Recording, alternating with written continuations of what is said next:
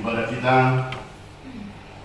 pada minggu ini, di minggu 2 setelah Trinitatis, diangkat dari Keluaran 19, diawali ayat 1 hingga ayat 8. Keluaran 19 diawali dari ayat 1 hingga ayat 8. Mari kita bacakan secara responsorial. Kami akan membacakan ayat yang ganjilnya. Tuhan menampakkan diri di Gunung Sinai pada bulan ketiga setelah orang Israel keluar dari tanah Mesir. Mereka tiba di padang gurun Sinai pada hari itu juga. Setelah mereka berangkat dari Rafidim, tibalah mereka di padang gurun Sinai. Lalu mereka berkemah di padang gurun. Orang Israel berkemah di sana di depan gunung itu. Lalu naiklah Musa menghadap Allah, dan Tuhan berseru dari gunung itu kepadanya, "Beginilah kau katakan kepada keturunan Yakub dan kau beritakan kepada orang Israel. Kamu sendiri telah melihat apa yang kulakukan kepada orang Mesir, dan bagaimana aku telah mendukung kamu di atas sayap Raja Wali dan membawa kamu kepadaku. Jadi sekarang jika kamu sungguh-sungguh mendengarkan firman-Ku dan berpegang pada perjanjian-Ku, maka kamu akan menjadi harta kesayangan-Ku sendiri dari antara segala bangsa, sebab Akulah yang mempunyai seluruh bumi. Kamu akan menjadi bagiku kerajaan imam dan bangsa yang kudus. Inilah semuanya firman yang harus kau katakan kepada orang Israel." Lalu datanglah Musa dan memanggil para tua-tua bangsa itu dan membawa ke depan mereka segala firman yang diperintahkan Tuhan kepadanya. Seluruh bangsa itu menjawab bersama-sama, "Segala yang difirmankan Tuhan akan kami lakukan." Lalu Musa pun menyampaikan jawab bangsa itu kepadanya. Demikian firman Tuhan, kita nyanyikan firman-Mu menjadi terang.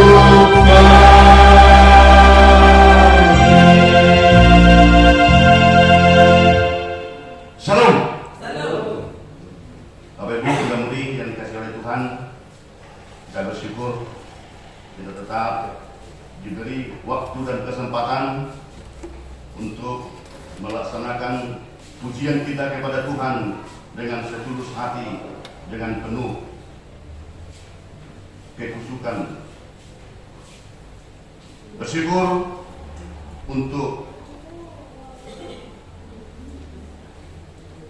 menyampaikan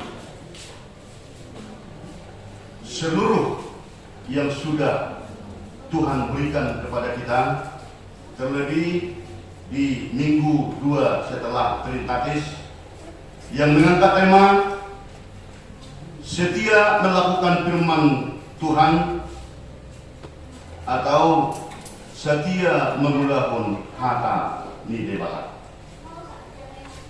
Oleh yang dikasih oleh Tuhan, khotbah kita pada minggu ini sangat-sangat spesial, sangat-sangat menyentuh, terkhusus di dalam nats yang sudah kita bacakan tadi.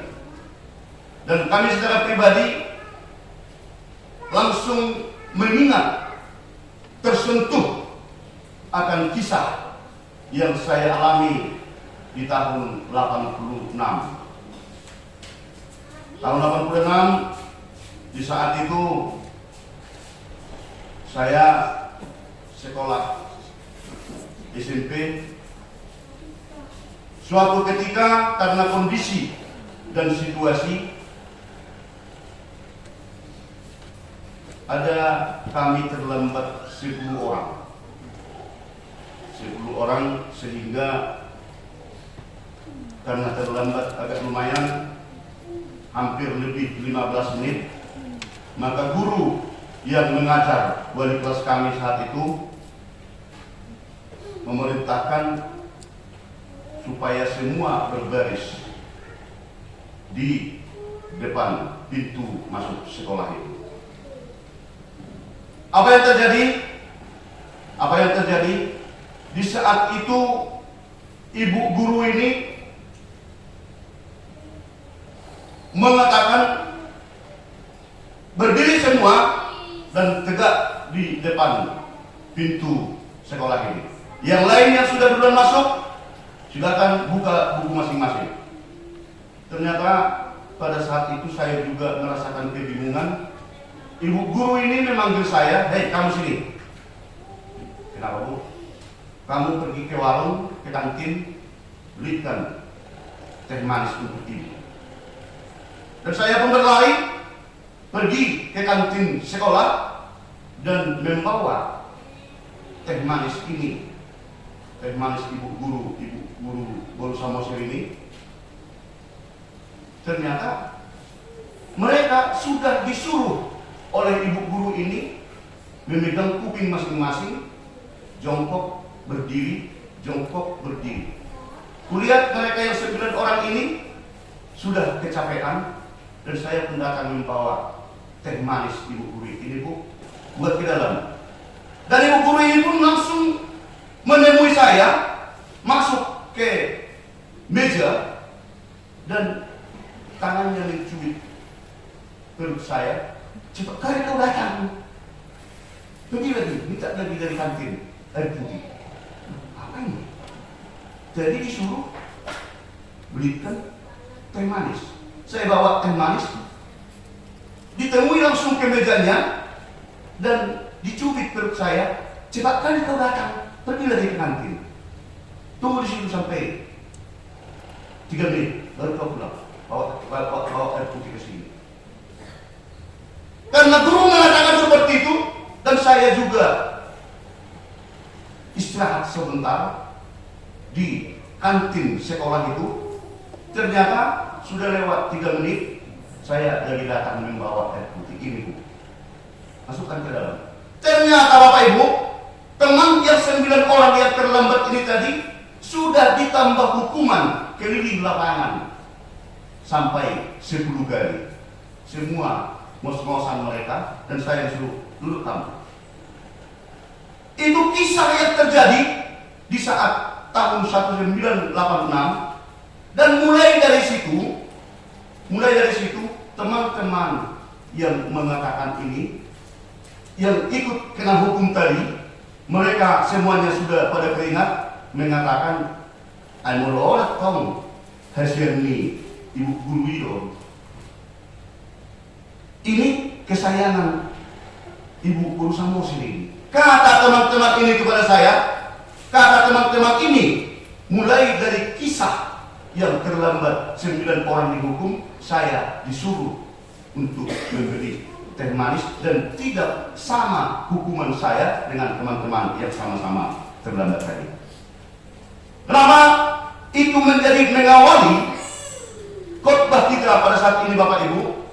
Saya yakin Bapak dan Ibu bersama dengan muda-mudi pasti mempunyai suatu sejarah, suatu perjalanan yang bisa dikatakan menjadi hal yang sangat penting. Kalau di zaman dulu, mulai dari SMP sudah ada agenda. Apa perjalanan hidup selalu dituliskan. Seturut dengan perkembangan zaman sekarang, sudah jarang. Anak-anak sekolah sekarang pun sudah jarang yang punya agenda saya lihat. Asik membuatkan itu. Contohnya ada kegiatan-kegiatan atau ada yang untuk diingat anak-anak muda sekarang ataupun sudah ikut yang orang tua cukup disimpan di hati. Itu merupakan suatu bahwa sejarah itu merupakan suatu hal yang sangat penting dan yang sangat berguna. Demikianlah Bapak Ibu, nats khotbah yang kita bacakan tadi, yang sudah kita sama-sama mendengarkan tadi, bahwa kisah di zaman dulu yang terjadi di saat bangsa Israel keluar dari tempat pembuangan. Seperti itu kondisinya yang terjadi zaman dulu. Begitu penyertaan Allah melepaskan bangsa itu tadi, bangsa Israel dikeluarkan dari Mesir. Setelah 3 bulan mereka sampai di Gurun Sinai, dan di saat itu mereka membuatkan kemah. Kita bayangkan 3 bulan mereka berjalan, itu semuanya atas penyertaan Tuhan. Di lembah bukit mereka membuatkan, di padang gurun itu membuatkan kemah untuk tempat peristirahatan mereka. Ini suatu sejarah yang betul-betul menyentuh bahwa Allah juga mempunyai suatu rahasia, mempunyai suatu kebijakan, suatu yang tidak bisa diketahui orang lain pada saat itu. Rupanya Allah mempunyai suatu cara, nama baik, semua kejadian yang terjadi, ilustrasi mana kisah yang terjadi yang kita bicarakan tadi. Bapak Ibu kasih Tuhan, setelah mereka berangkat dari Refidim, tibalah mereka di padang gurun Sinai. Lalu mereka berkemah di padang gurun. Orang Israel berkemah di sana di depan gunung itu. Lalu naiklah Musa menghadap Allah. Di saat perkemahan mereka sudah ada, Musa pun naik ke atas bukit itu, dan Tuhan berseru dari gunung itu kepadanya, beginilah kau katakan kepada keturunan Yakub, dan kau beritahukan kepada orang Israel. Didologi, maka tain debata, Tuhan berbicara, Allah berbicara kepada Musa yang mengatakan, pasangat Maon tu bangsa Israel, sampaikan ini terhadap seluruh yang ada di kemah ataupun di gurun ini. Kamu sendiri telah melihat apa yang kulakukan kepada orang Mesir. Di situ Allah membicarakan kepada Musa, kamu sudah melihat apa yang sudah saya sampaikan terhadap orang Mesir, dan bagaimana aku telah mendukung kamu di atas sayap Raja Wali dan membawa kamu kepadaku. Atas perjalanan Tuhan, atas berkat dari Tuhan, atas kasih sayang dan anugerah yang dari Allah, sehingga bangsa Israel bisa keluar dari tanah pembuangan, tanah perbudakan atau tanah penjajahan. Itu merupakan suatu rahasia Allah. Ternyata dengan adanya yang sudah Allah lakukan, ternyata melalui khotbah ini ada yang bisa kita petik. Di antaranya yang pertama sekali Bapak Ibu, ternyata bahwa Allah betul-betul mempunyai suatu cara memberikan kasih sayang, memberikan holong di roha, bahkan di hatahon hasian di debata do HP bangsoi. Itu yang pertama sekali Bapak Ibu. Bahwa Allah telah menentukan dan menetapkan bahwa bangsa Israel itu adalah bangsa pilihan, bangsa yang betul-betul dianugerahi oleh Tuhan atas penyertaan Tuhan terhadap bangsa itu, sehingga bisa keluar dan dikeluarkan dari Mesir, tanah perbudakan. Itu yang pertama sekali Bapak Ibu. Apa dasarnya dan bagaimana cara supaya nagabe hasian mike bata bangsoi? Seperti cara bahwa Allah telah memilih bangsa itu menjadi bangsa pilihan, bangsa yang dipenuhi oleh karunia. Caranya bagaimana? Tidak mesti harus membayar dengan mahar yang begitu besar. Allah membuatkan seperti di bahasa sekarang, membuatkan suatu perjanjian, membuatkan suatu kontrak, membuatkan satu MOU seperti di bahasa-bahasa sekarang. Bagaimana caranya supaya Allah tetap memberikan yang terbaik, mengasihi dan memberikan tolong miroha na berlimpah tu bangsoi? Caranya bagaimana?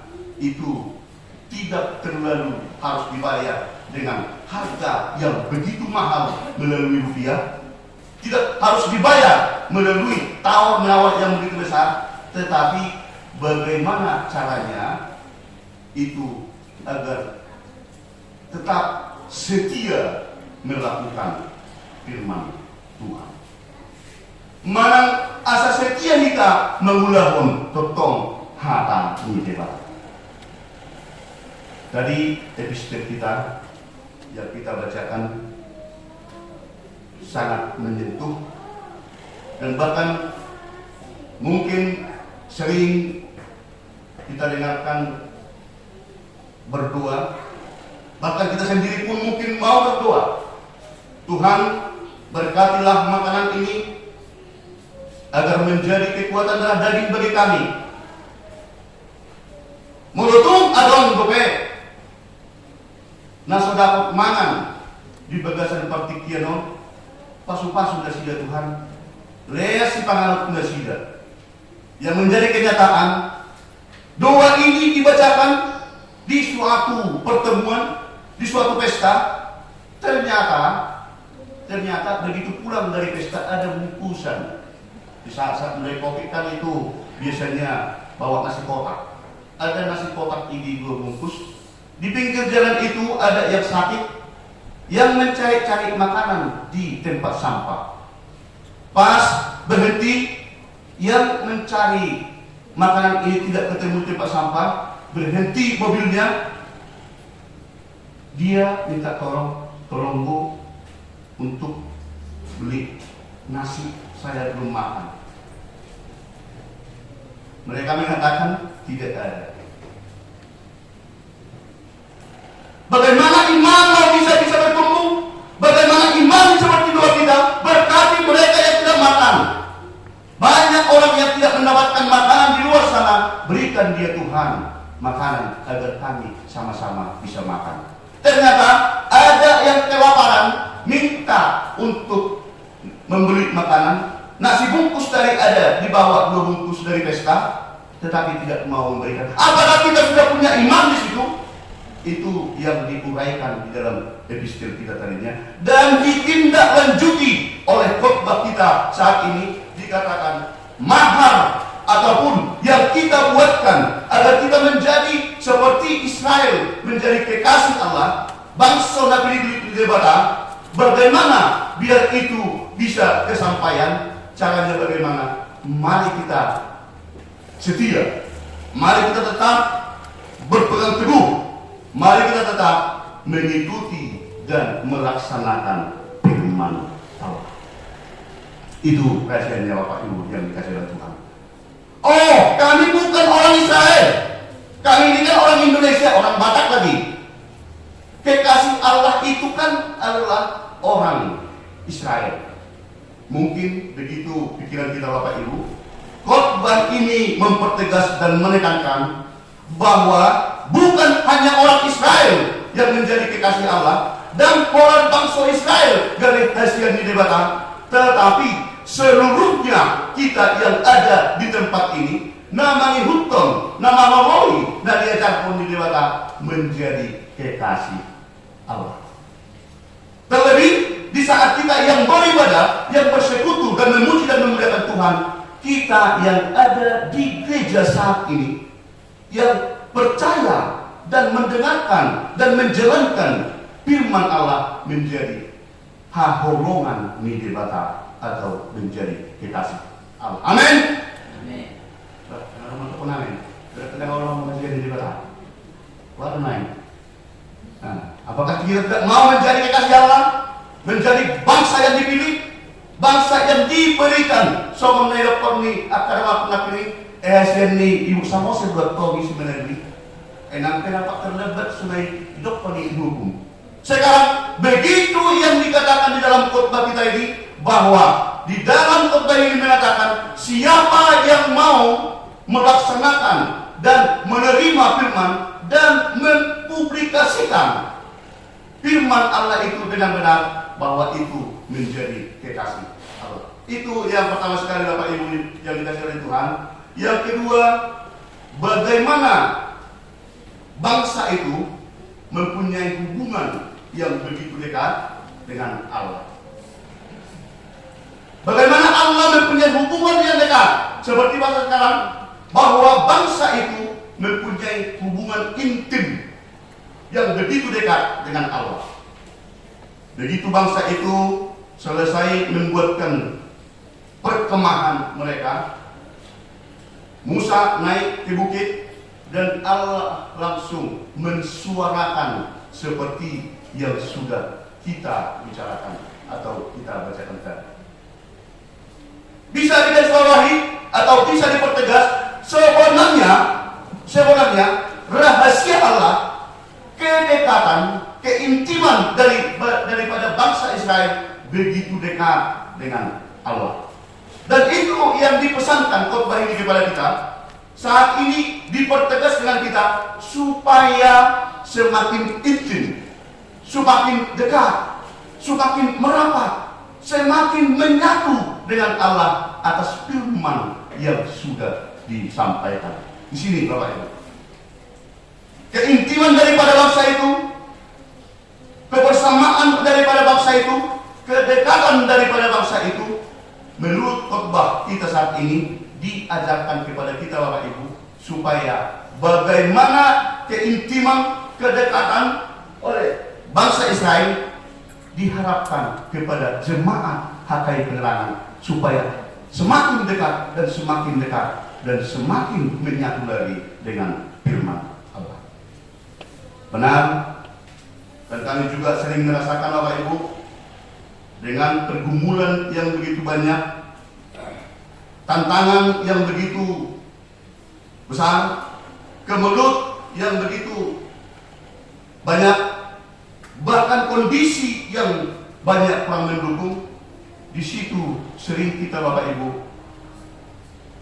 bahkan merendahkan, menjauhkan diri kita akan firman dan kasih karunia Allah.